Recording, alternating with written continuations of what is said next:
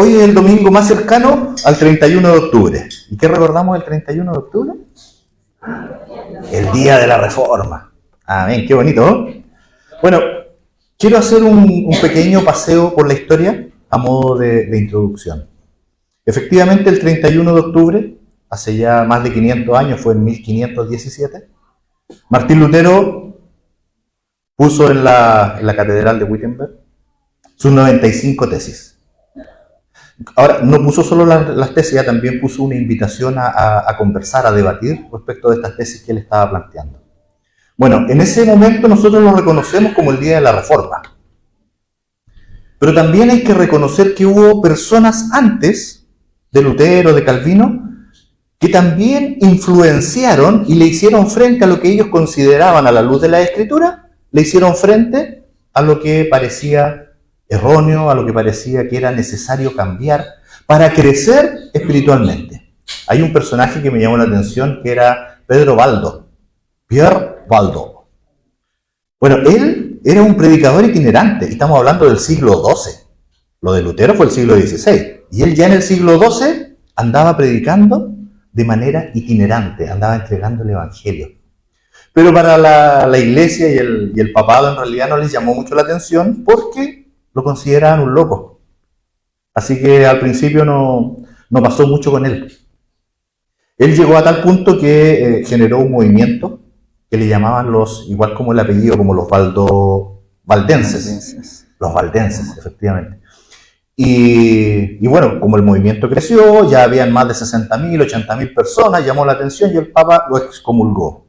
¿Y qué produjo eso? Que el Evangelio también se propagara en los países aledaños. Mire cómo obra el Señor, ¿eh? Maravilloso. Uno piensa que son adversidades, pero el Evangelio se estaba entregando. Bueno, había otro personaje que se llama John Wycliffe, también del siglo XV, y él le hace frente a la iglesia. A él se le conoce como la estrella matutina de la Reforma inglesa. Le hace frente al poder del papado, a la corrupción que existía, y traduce la Biblia porque quería que la Biblia estuviera al alcance de todos. Hay otro personaje que es Jan Hus, con H, Jan Hus, del siglo XV. De hecho, se dice que este personaje influenció a Lutero. De alguna manera llegaron sus escritos a Lutero y también logró influenciarlo de cierta manera. Bueno, a esta altura ya el papado, Roma, lo mandó a matar. Después hubo otro que era Girolamo Savonarola, también fue ejecutado. Y fue ejecutado porque Roma tenía poder. Y cuando hablo de Roma me refiero a la iglesia. Bueno, Roma como emperador no tenía problema con la multitud de religiones que existieran. No era su tema. Mientras, aquí esto solo lo recuerdo, no tenía pensado decirlo.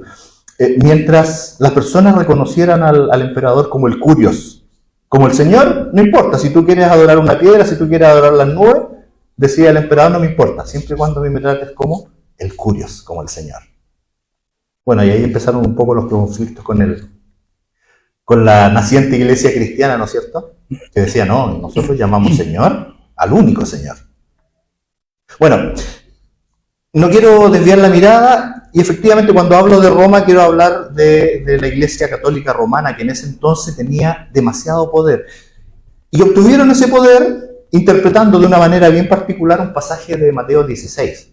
Entonces dijeron, si Pedro es el primer papa, nosotros tenemos papa, todo calza, así que de ahora en adelante nosotros somos los herederos de la única verdad. Y quiero detenerme en las indulgencias. Bueno, voy a mencionar así al paso. Era parte de la creencia que el bautismo limpiaba del pecado original. Y si los únicos que podían entregar los sacramentos era la iglesia y los sacerdotes, por lo tanto tenían el control absoluto de la vida de las personas, porque todos tenían que pasar por ellos. Bueno, les decía que me quiero detener un momento en las indulgencias, que en un comienzo, estamos hablando siglo XIII, se entregaban a cambio de buenas obras, de oraciones, etcétera, etcétera. Pero después esto sufre un cambio radical y dicen, ok, les voy a entregar las indulgencias siempre y cuando ustedes me paguen. Y se transformó en un negocio. Porque ya cerca del año 1500, un poquito 1506, se empieza a reconstruir, a armar la Basílica de San Pedro. Entonces necesitaban ingresos. Ok, entonces cobremos por las indulgencias, nosotros le entregamos un papelito timbrado y con eso libran las almas del purgatorio, etcétera, etcétera. Y se transforma en un buen negocio. En esa época, estamos hablando ya cerca del 1500, ya existía un personaje que era desconocido para el momento, que era Martín Lutero. Martín Lutero, de un entorno humilde, y por motivación del padre, entra a estudiar Derecho. No sé si pasaron 2 o 3 años, cuando en una de las visitas que tiene a su casa, a ver a sus padres, cae un rayo cerca de él. Hay frases y cosas, estoy tratando de hacerlo, la síntesis lo más breve posible. Decide dejar el estudio de leyes y se va a meter a monje del monasterio agustino. Entonces está ahí, y estando ahí el superior le dice, ok, estudia. Y ahí fue el peor error bueno, en realidad fue la bendición para nosotros, para la mirada optimista. La tremenda bendición. ¿Por qué? Porque estudió la Biblia. Bueno, se recibe después de sacerdote el año 1507. Las tesis la clavó en 1517, o sea, desde que se recibe de sacerdote hasta que él da a conocer sus 95 tesis pasaron 10 años. Se recibe de sacerdote, continúa los estudios, saca su maestría en Biblia, estudia griego, estudia hebreo, porque quería aprender lo que realmente decía la palabra. De hecho, tenía tantas habilidades y capacidades que lo envían a Roma, no sé si como premio, pero fue enviado a Roma. Y lo que vio allá no le gustó. Volvió decepcionado. Las frases que se repiten son que había una decadencia moral. Entonces él vuelve con cierta decepción a su monasterio y estaba en este ostracismo, estaba introvertido, cuando su superior le dice, ok, ¿sabe qué? Para que haga otras cosas, vaya y enseñe el libro primero de Salmos, después de Romanos, etcétera, etcétera. Bueno, cuando comienza este entregar la palabra, Lutero cambia. Y hasta aquí quiero hacer la síntesis histórica. ¿Qué sucedió en Martín Lutero para que después de enseñar, estudiar la Biblia, se diera cuenta que había algo que quería darlo a conocer al mundo? Algo que era distinto a como se lo habían enseñado, a la luz de las Escrituras, porque ahora la pudo estudiar con conocimiento del idioma, con conocimiento de lo que realmente decía. A la luz de la Escritura, dice, hey, aquí yo tengo unas tesis que quiero que todos conozcan. ¿Qué es lo que pasó en la vida de Martín Lutero? ¿Saben lo que pasó? El Señor estaba obrando. Estaba obrando, ¿por qué? Desde el momento en que Él cambia, desde el momento en que están los pre-reformadores influenciándolo de alguna manera, el momento en que Él lee la palabra, en que Él la comprende, la pureza del Evangelio, su vida ya no es la misma. Y Él quiere cambiar. Él quiere entregar esto con la misma fuerza que Él la recibe, la quiere entregar también a su entorno. En ningún momento Él pensó en generar un cisma dentro de la iglesia. No, lo que Él quería era que la iglesia creciera. Bueno, resulta que a consecuencia de esto mandan desde Roma un teólogo a hablar con él. Después de mucho debatir, ir y venir de diferentes refutaciones, Lutero termina negando las indulgencias, la autoridad papal, decía que el papa ya no era necesario para la salvación, y finalmente lo envían a una discusión a un lugar que se llama Worms. Entonces ahí se produce lo que la literatura llama la dieta de Worms, que la dieta no era otra cosa que una asamblea. Y en esa asamblea asistieron príncipes, asistió hasta el rey, hasta el emperador Carlos V, habían muchas autoridades, muchas personas, y le dicen muy amablemente, no sé si tan amablemente, pero lo invitan a retractarse. ¿Qué es lo que dice Lutero? Y se los leo literalmente. A menos que no esté convencido mediante el testimonio de las Escrituras o por razones evidentes, Ya no confío en el Papa ni en su concilio, debido a que ellos han errado continuamente y se han contradicho.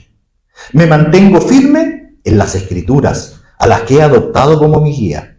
Mi conciencia es prisionera de la palabra de Dios. Y no puedo ni quiero revocar nada, reconociendo que no es seguro o correcto actuar contra la conciencia.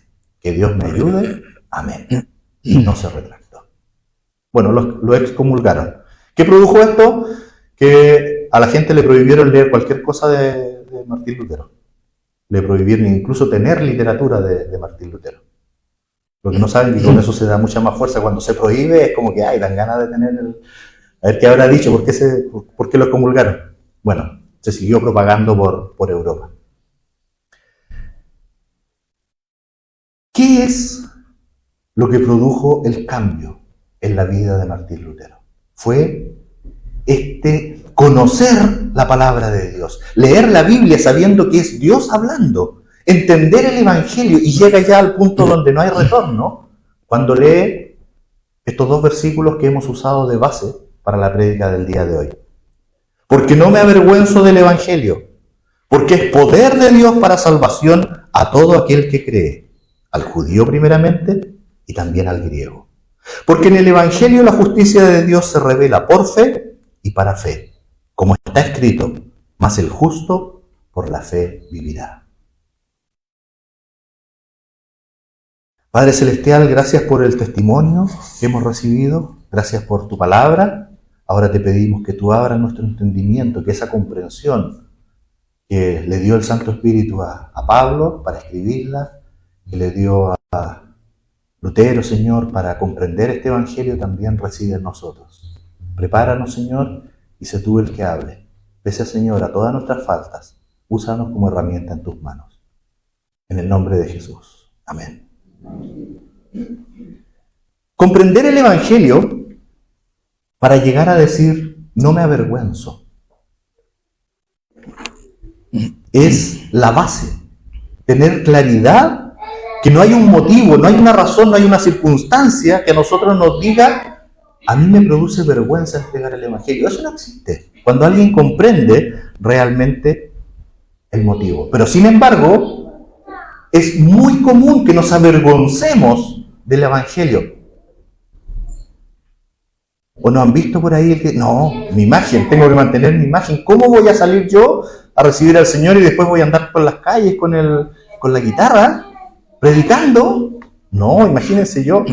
¿Qué es eso? No, yo, ¿cómo voy a...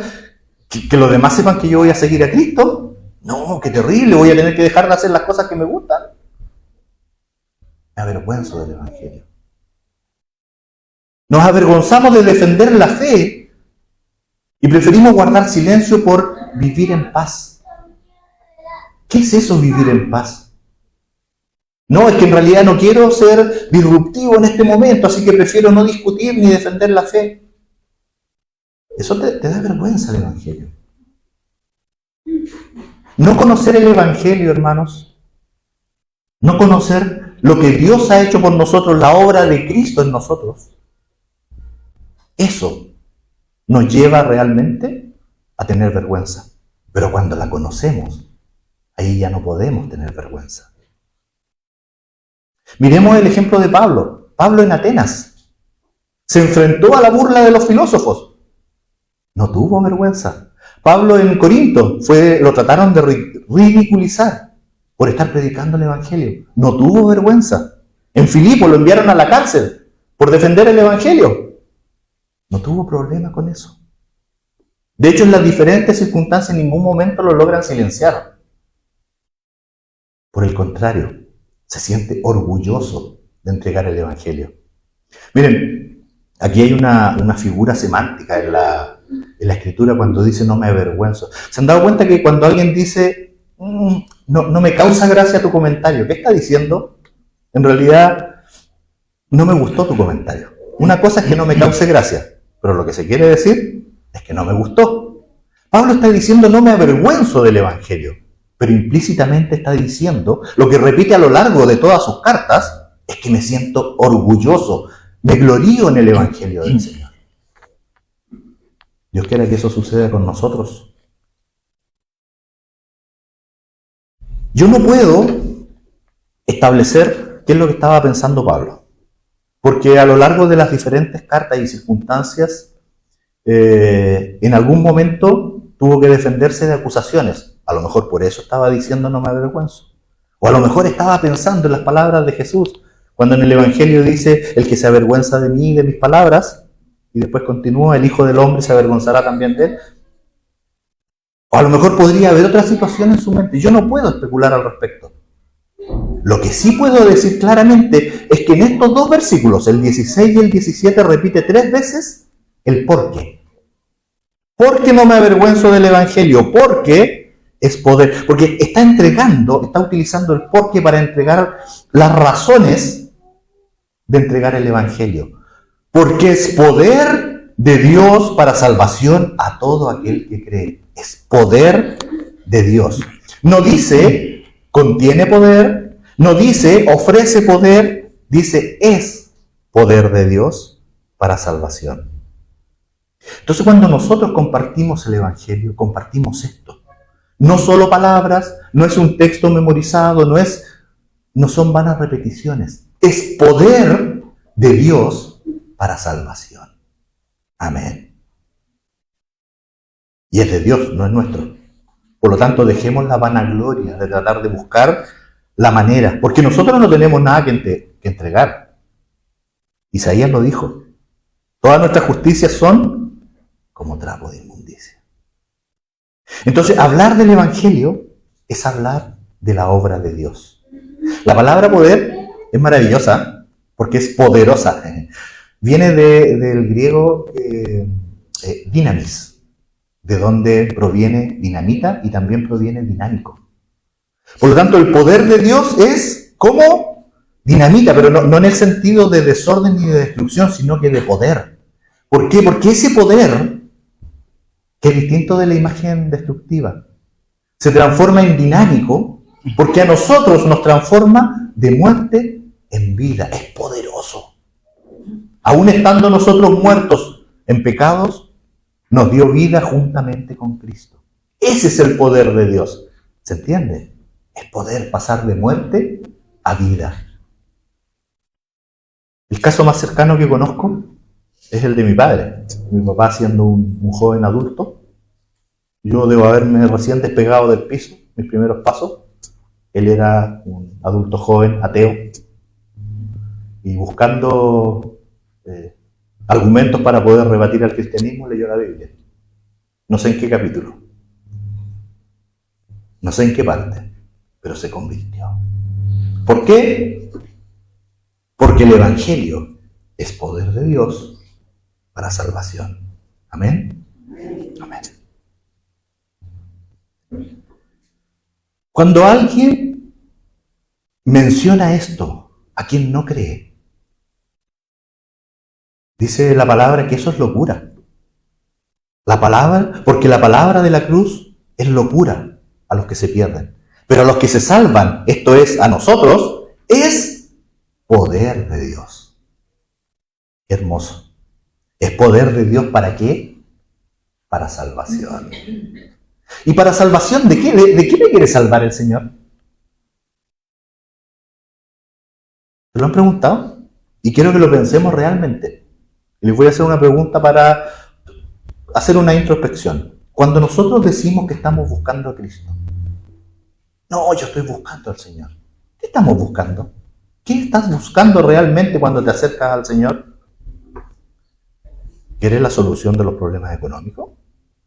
¿Tienes un tema con tu salud? ¿Te sientes vacío? ¿Los libros de autoayuda no te han dado resultados? ¿Así que andas buscando algo que te llene? ¿Qué es lo que buscas cuando buscas a Cristo?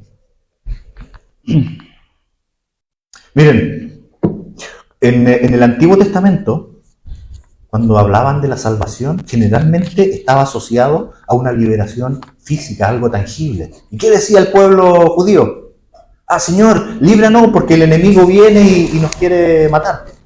Señor, líbranos de estas enfermedades. Señor, líbranos de esta esclavitud. Siempre estaba asociado en el Antiguo Testamento a algo que era físico y tangible. Pero cuando viene Cristo en el Nuevo Testamento, comienza automáticamente a llamarse a Jesús el Salvador, el Cristo. ¿Sabían que por eso le decimos Jesús, Jesucristo? Porque en el hebreo, el Cristo equivale a decir Mesías, que era el Salvador que esperaban los judíos. Por eso nosotros le decimos Jesús, el Salvador. Jesús, el Cristo. Jesucristo. Jesús, el Cristo. Romanos 3:9 dice, ¿qué pues? ¿Somos nosotros mejores que ellos? En ninguna manera. Pues ya hemos acusado a judíos y a gentiles, que todos están bajo pecado. Como está escrito, no hay justo ni aun uno. No hay quien entienda. No hay quien busque a Dios.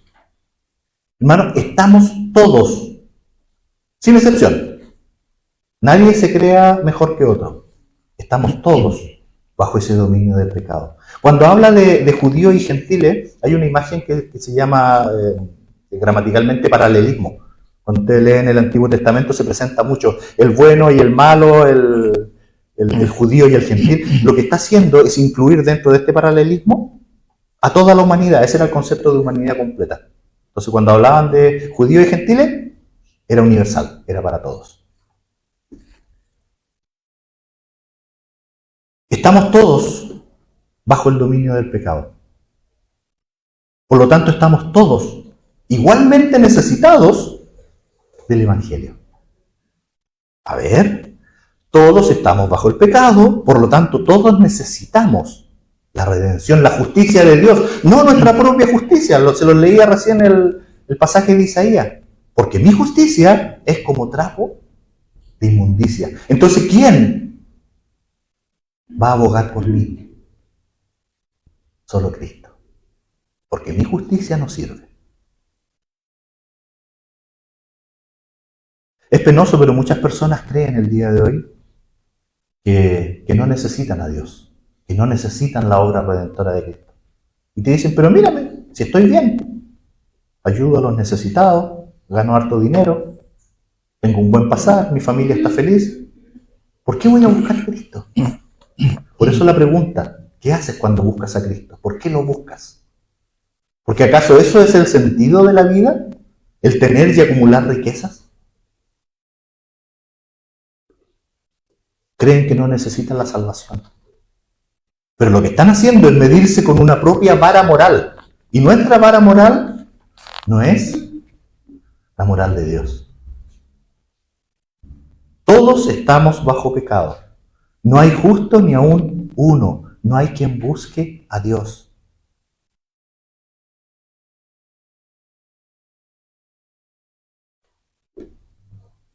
Es poder de Dios para salvación a todo aquel que cree, al judío primeramente y también al griego. El término fe es una palabra que viene de pistis, pero se usaba, y quiero quedarme con la imagen física, cuando imagínense un hombre parado con los pies un poco firmes sobre suelo firme, que era difícil de mover. Ese es el origen del concepto fe.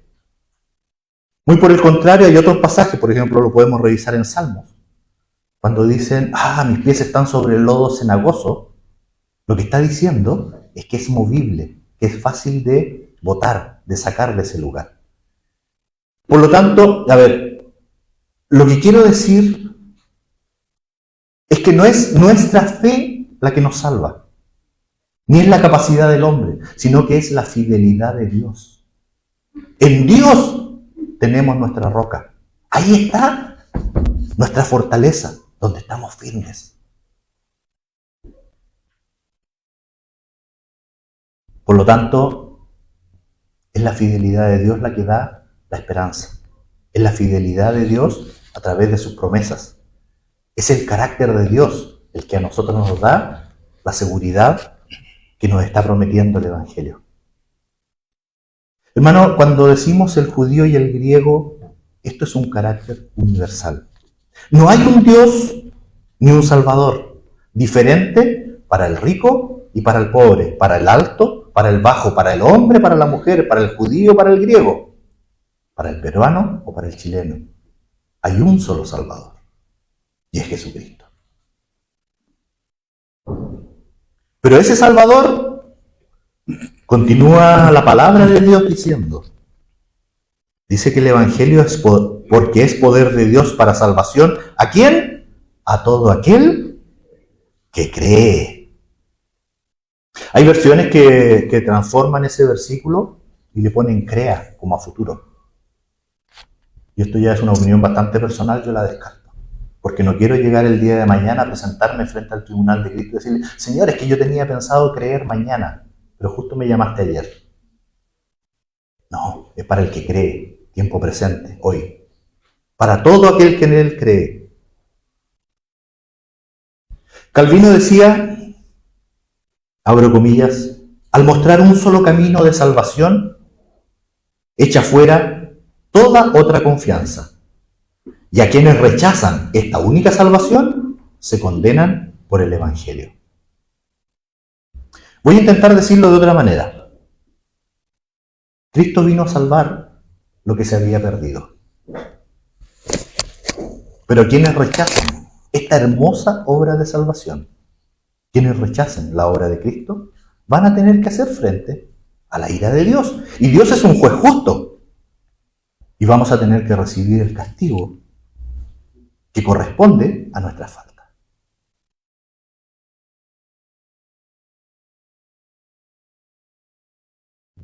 Para todo aquel que en él cree.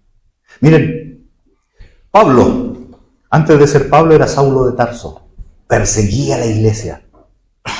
No era un santo, pero creyó. Para él, la bendición. ¿Qué pasó con Pedro? El impulsivo Pedro. Y Jesús le pregunta, ¿quién creen que soy yo? Tú eres Cristo. Ah, tú eres Cristo. El Hijo del Dios viviente. Tú eres Cristo, el Salvador. El Hijo del Dios viviente. Creyó. Y tú y yo tenemos la misma invitación a creer en el Señor. Para todo aquel que en Él cree. No hay otra condición. Por lo tanto, dejemos de luchar por nuestros propios medios. Y lo digo con vergüenza, y se los he dicho en otras oportunidades. Yo luché mucho tiempo con eso. Es que no puedo ir a tu iglesia todavía porque me siento demasiado malo. ¿Por qué? Esa era mi vara de justicia. Cuando el regalo de la salvación el Señor me lo había entregado. Pero no lo quería aceptar. Toma, Dinko, aquí está la salvación. Ah, ya, yo sé que es mía. Pero recíbela. Disfrútala. Vive en paz. Es tuya cuando la recibes. Cuando crees. Es que quiero participar de la iglesia primero. Todavía no voy a creer. Quiero que el Señor me vea que soy bueno. Así que voy a ir, voy a dar un buen diezmo. No. O sea, no estoy diciendo que no diezmen, ¿eh? Por favor. De hecho, todo lo contrario. Bueno, ese es otro sermón. Estoy diciendo que la obra la hace el Señor. No tenemos que hacer nada para poder recibirla. Es que quiero hacer algo. ¿Quieres hacer algo? Cree. Cree en el Señor Jesucristo. Se lo dijo al romano. Cree en el Señor Jesucristo y serás salvo tú y tu casa. Hermano, cuando nosotros reconocemos que no tenemos que hacer nada, que no tenemos nada, que nuestra propia justicia es nada, lo único que nos queda es rendirnos a los pies de Cristo. Y cuando hablo de rendirnos, quiero llevar un poco la imagen para que cada vez que escuchen la palabra, voy a fijar una imagen en su mente. Piensen en las personas que están en guerra. Y cuando ya veo que vienen 50 enemigos, lo único que hago es ondear la bandera blanca y decir, me rindo. ¿Y qué hago? ¿Qué hace el que está en guerra? Pide misericordia. Perdonen mi vida. Rinde tus pies, ríndete a los pies de Cristo. Preséntate frente al trono. en humildad. Bienaventurados los pobres de espíritu. ¿Lo escucharon? Mateo 5, inicia el Sermón del Monte. Con eso, ese es nuestro comienzo. Preséntate en humildad. Bienaventurados los pobres de espíritus, porque de ellos es el reino de los cielos.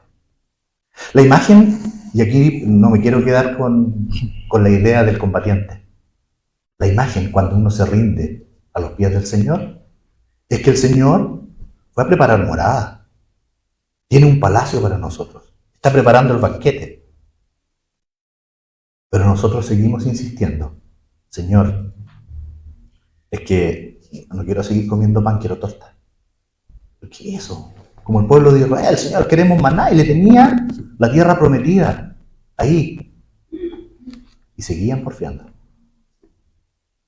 Rinde tu corazón a Cristo. Le preguntó el guardia en la cárcel a Pablo, ¿qué tengo que hacer para ser salvo? Cree en el Señor Jesucristo. Jesús le dijo a Nicodemo que Dios dio a su Hijo unigénito, al único Hijo que tenía, para que todo aquel que en Él cree no se pierda, mas tenga vida eterna. Pablo le escribió a la iglesia en Roma, no me avergüenzo del Evangelio porque es poder de Dios para salvación a todo aquel que cree. No sé de qué otra manera decirlo, hermanos. Esa es la invitación. Cree. Cree en el Señor Jesucristo. Continúa en el versículo 17 y dice, porque en el Evangelio la justicia de Dios se revela por fe y para fe, como está escrito, mas el justo por la fe vivirá. Si nosotros leemos la carta completa a la iglesia en Roma, probablemente vamos a descubrir que el tema doctrinal que más le interesa mostrar a Pablo es que Dios es justo. Miren, para Martín Lutero, el tema de la justicia le producía dolores de cabeza, tenía problemas, le complicaba, no es que tenía problemas, le complicaba intelectualmente porque él había aprendido que él debía recibir o esperar el castigo de Dios, porque Dios castiga al pecador. Y como él no podía dejar de pecar, tenía un tremendo problema. ¿Cómo lo hago? Hasta que leyó la Biblia, comprendió que era la palabra de Dios, llega a estos versículos y dice, gracias Señor por tu justicia. Porque eres tú, no soy yo, no es mi esfuerzo, eres tú el que me regala la salvación.